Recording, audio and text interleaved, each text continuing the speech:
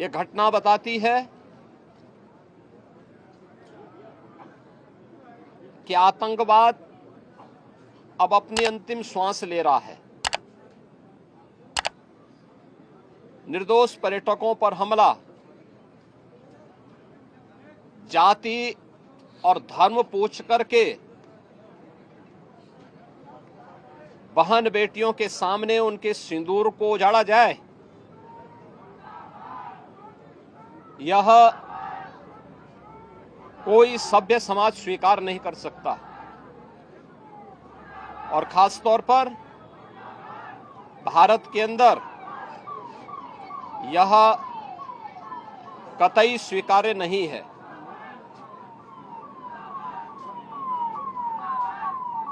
भारत सरकार की आतंकवाद और उग्रवाद के प्रति जीरो टॉलरेंस की जो नीति रही है,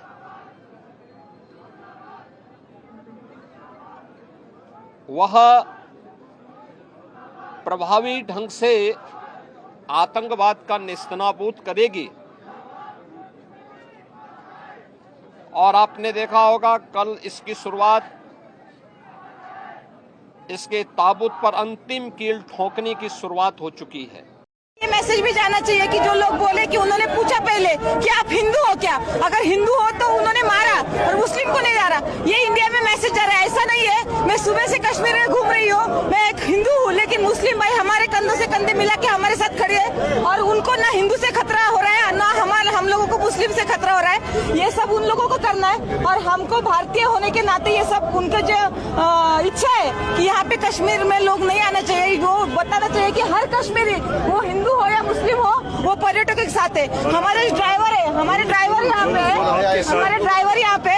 जब ये हो गया तो हम डर गए क्योंकि घर से फोन आने लगे। यहाँ पे तो हमारा फोन भी नहीं लगता, यहाँ पे अलग सिम कार्ड लेना पड़ता है पोस्टपेड। तो घर वाले पैनिक हो रहे थे। तो भाई ने हमें बोला कि एक बार हम हमारी जान दे देंगे लेकिन आपके जान को कुछ खतरा नहीं होने देंगे। ये भाईचारा है, ये इंडिया का, भारत का भाईचारा आबाद रहना चाहिए, भारत अखंड रहना चाहिए, ऐसा हमें लगता है। आवाज दो, आवाज दो।